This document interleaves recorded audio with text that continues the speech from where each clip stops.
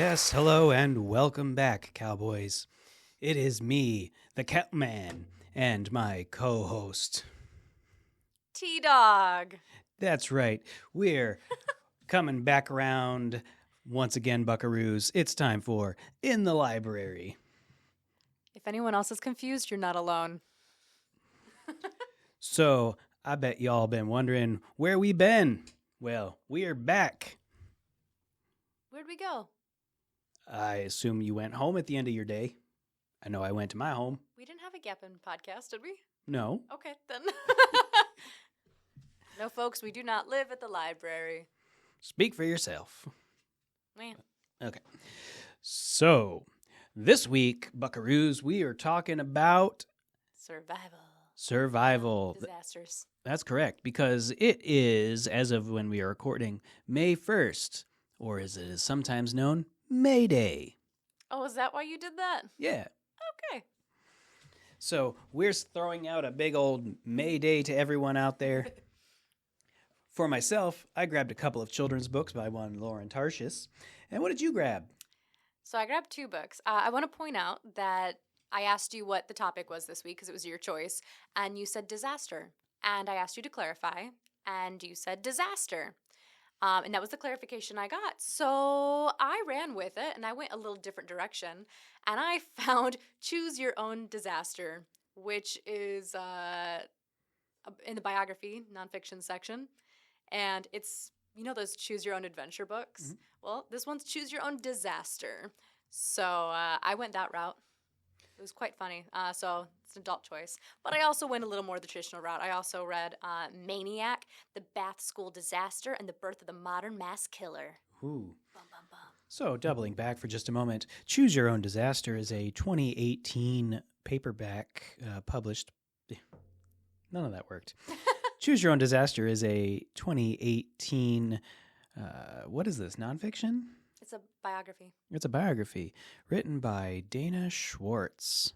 So here's the thing. I will say, so technically it is a biography, but it definitely doesn't feel like one or read like one because everything is flipped to put you in the driver's seat.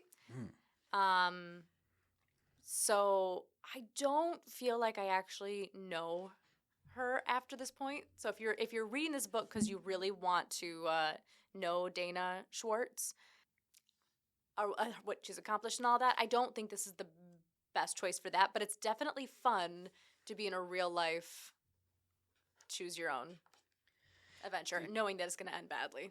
Were you a fan of Choose Your Own Adventure books when you were younger? No, I didn't read one of those, at least that I can remember. I read my first one, I think, last year. So I was a huge fan of Choose Your Own Adventures. Mm-hmm. And although I will say, and anyone who's familiar with the genre will know this vividly, once you're on like your fourth path down the book, mm-hmm. you like get real tired of the intro and you just sort of like start skipping over it. Like, yeah, I know this part. And then you'll get to a part where it's like, I don't remember this part. See, I think they're a really cute idea. I know that I would not have had the patience for that growing up. I'm also like a little bit of a completist. So for me, like I need to like actually like get through a book to like feel like I accomplished something and like feel like I'm done with it. They're fun on occasion. They're not my necessarily go-to. This one's interesting though because it's listed as a memoir, a personality quiz, a mostly true and completely honest look at one young woman's attempt to find herself and all of the above. So this was interesting because there were a couple like short little quizzes in there. It was like, if you mostly answered A's, go to this page. If you mostly answered B's, go to this page. So it was interesting. It's definitely something different and fun. And just to give a small little bit of background, because I just looked it up real fast, mm-hmm. Dana Schwartz is an author who writes for Entertainment Weekly, Vanity Fair, Glamour, Marie Claire, The New Yorker, GQ, and more. She is also the creator of the podcast Noble Blood. Ooh. Oh, yeah, that one's about young adult dystopian societies, I believe, because I believe she has written a young adult book, although it's not a dystopian society. Because I think they said that in her biography in the back of this. Yeah. Oh, wait. She's written a few books. Anatomy, a love story. Immortality, a love story. Anatomia. Oh, that's just the Spanish-Portuguese translation. So Yeah. you said disaster, and I found a disaster book. It definitely contains the word disaster in it, Said yeah. it right there on the front. It sure did. So what's one of the books you read? Let's see, what did I read? I read a couple of books, both by Lauren Tarshish. The first one I read is number 24, I Survived the Black Death of... Why would you not start with number 1? You know... You can't jump to number 24. That's true. Wow. Can we put up the little timer? You were probably too young for the show 24 with Kiefer Sutherland. I wasn't too young, but I didn't watch it. That's fair. Well, I Survived the Black Death, 1348. You did? I mean, I'm still here, aren't I? It tells the tale of a young girl who discovers that the sheriff for her small village is a outlaw who's been helping some bandits. And no sooner does she discover that fact than she gets infected by the Black Plague. Bum, bum, bum. The Bubonic Plague, which swept most of Asia and Europe throughout the 1300s. Too many rats. You will have to read the book to find out if she survived or not. Aren't the book called I Survived? You know. Doesn't kind of give it away in the title? You know. I'm assuming. I've never read them. They could die. I don't know. Yeah. And then on that same vein, I also have here I don't even know. What number is this? The books aren't based on real people, right? It's real events and fictional characters. Real events, fictional people, Okay. yeah. In this case, this one does not say what number it is, but it is I Survived the Shark Attacks of 1916. So are all the facts about the event accurate in those books? They are reasonably accurate if simplified for young audiences. So no. I will say that the Black Death, it got the bulk of it. It explained how it got its name from the bubo that formed under your armpits, and talked about it was spread by fleas jumping off of rats. But some of the life in the village, I'm not sure was entirely accurate for the time period. See, I get the appeal of historical fiction. I have definitely read quite a bit of it in the past. However, I don't care to read that anymore because I don't want to be given false information. And I am very much one of those people where give me enough time, I'm going to forget where I learned the fact from. And so there's a good chance that I'm going to read something like that, think something was real, and then realize years later that I've been wrong this whole time. So it's as much as I appreciate them trying to mix the two genres together, I would rather just have nonfiction or fiction. Well, I'm going to be honest with you. Before the internet, that's how we survived. Your uncle or cousin, You know my uncle and my cousin? They would tell you something, and you would just assume they knew what they were talking about. That still happens today. I know, and then We have a whole game about it called telephone. Yeah. Now you do have the ability to look things up and find out if you know where you're looking. I was going to say, you still have to check the right sources. Yeah. Because no one lies on the internet. You would go on the internet and lie? What? I know, it's terrible. Have you ever read any books by Lauren Tarshish? I don't know. Not that I'm aware of. Did she write anything besides the I Survived series? You know? Is she the author of all those books? Yes, she is the author of the whole series. Because I could see that series being one of those ones where it's a bunch of different authors, but same theme. She's written some other kind of like the Dear books, America books. She's written some other books, but it looks like most of her collection is definitely the I Survived, barring a few other books when she was younger. Hey, those ones are really popular. Yeah. They're gonna be read. Might as well keep writing them. I will just say, if you have a young child, I would put this in the age range of, 8 to 11-ish. It's a quick read. Kid could get through it in an afternoon or a couple afternoons if they only read for a short period of time a day. Check it out. It might be interesting for your children. And they got one on every topic. They do. Mm-hmm. Now, you have Maniac. Haha. Why don't you tell us about Maniac? So, this is not for the lighthearted. It is a nonfiction book. So it's about the Bath School disaster, and what people may not realize is one of the very first school disaster that happened was actually here in Michigan. Oh gosh, I'm gonna mess up the year. I want to say it was 1927. You got it. Haha! It's in Clinton Township, Clinton County, Bath Township. There was a gentleman who basically was really mad about taxes and was a little bit kooky. And he decided that one day he was going to blow up the school. So he got a bunch of explosives and he, in some hindsight, thankfully, he wasn't able to do his full plan because he did try to blow up the entire school. He only blew up half, and then he drove to the school in his vehicle and blew up himself in his vehicle, also taking out a couple people who had survived the first attack. So the death total was like 45 to 50 people, mostly children, who passed away. So this is a completely true story. Here in Michigan, we had the first major disaster in a school. It was an interesting comparison to the issues that we have today. I mean, the difference is now it's school shootings instead of school detonations.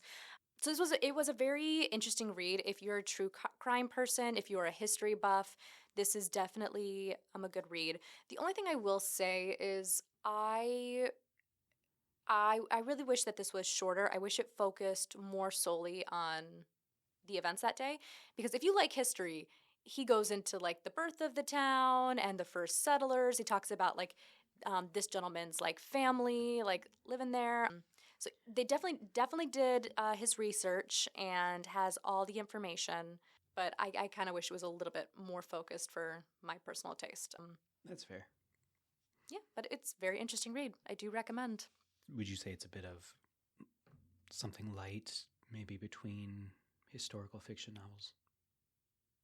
Yes, the detonation of a school, very light read, you know. Yeah. But you know what? We all have different interests, and there are a lot of people who like to go to sleep listening to true crime podcasts. So for someone, this is light reading. So if it's you, check it out at the Bedford Branch Library. And to assist you in checking that book out, Maniac, The Bath School Disaster and the Birth of the Modern Mass Killer was written by Harold Schechter, published in 2021. Bum, bum, bum. And it's not the only book about the Bath disaster. I shouldn't have brought it up because I don't know the title or the other author, but there was another novel that was written before this one. So he needs to re-release it in 2 years for the 100th anniversary. That'd be interesting. Just throwing that out there. The shorter, more condensed version that I want. If you're listening, Harold Schechter, do be sure to consider re-releasing that in 2 years. Not really the thing that I want Michigan remembered for, gotta say. Yeah. I was doing a quick double check, like, he's still alive, right? Yes. I would assume so. This book isn't that old. But you never know. You never know. You never know. You never know. So, on to lighter topics. That wasn't light. Not really. Oh, sorry. This may not be up in time for most of you, but do be aware that if you attempt to visit the Monroe County Library System on May 2nd, that will be tomorrow as of the time we're recording this, it will be closed. So it'll be the same day that we're putting it out there. So if you've come to the doors and they wouldn't open, that's why. That's why. Yes, we are closing for all staff day, where we will receive training on how to do our jobs better. Yeah. And fun stuff, too. There's an ASL program that I'm very excited about. That stands, of course, for Australian sheep lifting. Oh, I already know how to do that. Okay. That's fair. American Sign Language. Because I do think that all businesses in general, but especially in our area, could do a much better job at being more accessible to the deaf community. So this is something that I've been wanting to focus on for a while, and I'm really excited that we have a whole talk and program focused on that. Did you see the sign? It opened up my eyes. I saw the sign. You're going to get us copyrights. So, Good. Speaking of copyright strikes. Uh-oh. Did we get in trouble? Well, this year's All Staff Day song, which those of you listening on YouTube, or if you're listening on Spotify, you can hop over and check it out on YouTube. We have recorded a song for this year's All Staff Day, as we do every year. You posted that? Maybe. And Adrian. We did get copy struck in certain countries. It tells you the specific country? Yeah. I figured it was like an all or nothing type deal. No, we're okay in the United States, at least for now. But I believe we'd be covered under parody law, but I think they just copy strike you on principle and then make you fight to be uncopy struck. But it is a parody song of Michael Jackson's Thriller, performed by my very own co-host, Nope. Buckaroo Tara Althouse. Nope, it's by DJ T-Dog. Don't know who that is. Who that is? Twas not me. I wanted to be a DJ once. I am a DJ. Not really. Yeah. But I edit music for dance classes I teach, and so whenever I edit music for them, I always list it as the artist as DJ T-Dog. DJ T-Dog. Well, I didn't know that when I made the video. Sorry. I know. You've known me for how long, and you didn't know my alter ego? I know. It happens. So let's turn our topic. Let's talk about what's going on at your local library. Things are happening at the library? They might be. Since when? The dawn of the library. So for 90 years? 91. No, we're still in the 90th year. Celebrated in the fall. Your library has been here for 90 years. Not this specific building, but the Monroe County Library System just celebrated its 90th anniversary. We would like to let you know that the Frenchtown Dixie Branch Library will be presenting a blind date with a book. Win prizes at Book Bingo. Create your own blind date with a book. Aww. This will take place in 2 sessions. Please plan on attending both sessions. They'll be taking place on Thursday, May 8th, 2025, and then again on Thursday, May 22nd, 2025, with both sessions starting at 5:30 p.m. Space is limited. Register online or call the branch. That sounds fun. Is that for adults? Children? It doesn't say.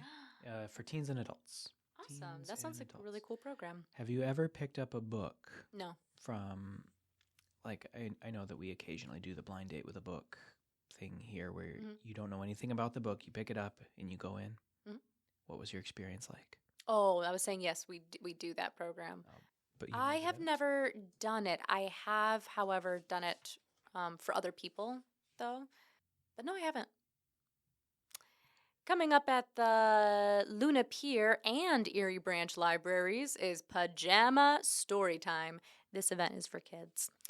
Get comfy in your PJs and join us for a cozy evening at the library. We'll share some bedtime stories, sing along to some... Why are you laughing at me? Let me do my bit. I'm letting you do your bit. We'll share some bedtime stories, sing along to some songs, and decorate a pillowcase to take home with you.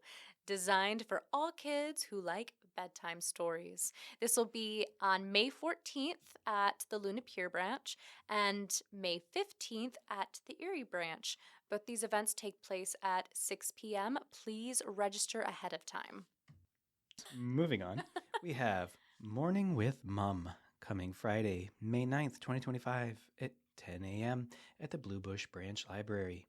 Enjoy a morning at the library to celebrate Mum. We will be making a craft and having a nice snack. It will be a morning of making memories. Please register each child. Register online, bit.ly/BBMUM.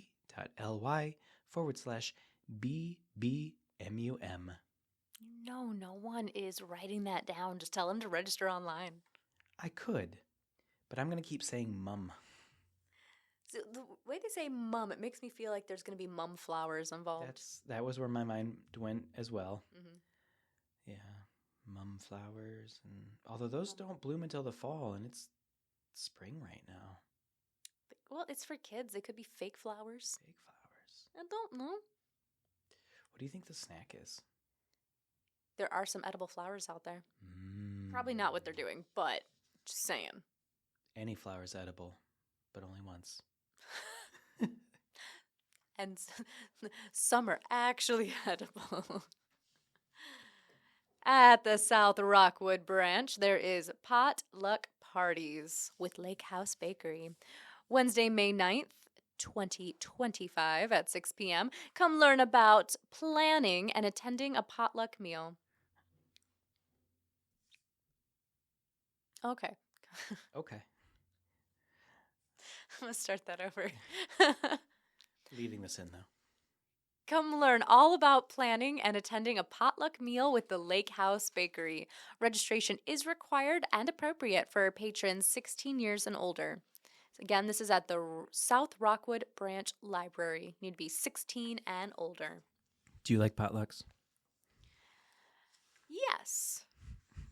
I haven't been to one in a really long time. My church used to do them when I was growing up, and I really liked them, but I haven't done a potluck in a long time. We should do one here. We've done some here before. Well, not since I've been here. Like, we've done a couple days where a couple people, like, brought something in to share, but, like, we haven't done, like, an actual potluck. Well, I think our lunch club sort of took over what used to be the potlucks, but... That's fun. I like our lunch club. No. Hell by the Acre, the Stone River campaign. This will be on Thursday, May 8th at 7 p.m. at the Ellis Branch Library in Monroe. Hell by the Acre is the latest book by author and historian Dan Masters, in which he explores the Stones River campaign in depth of the soldier's perspective.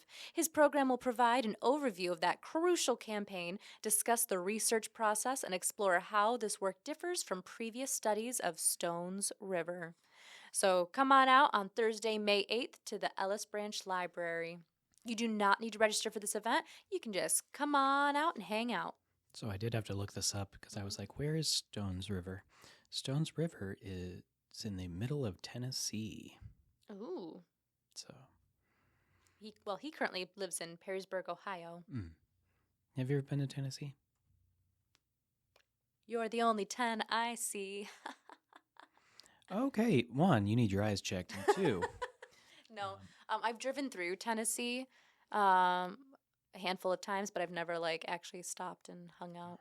I want to go to Nashville. I doubt any of my friends from Tennessee are listening right now, but if you are, here's a shout out to you in your home state. Sup, Tennessee? Yeah. How about, all right, that's going to do it for us today. Aww. As ever, if you would please be so kind as to hit that like button and subscribe and hit the ring bell for notifications whenever my MCLS Me updates on YouTube.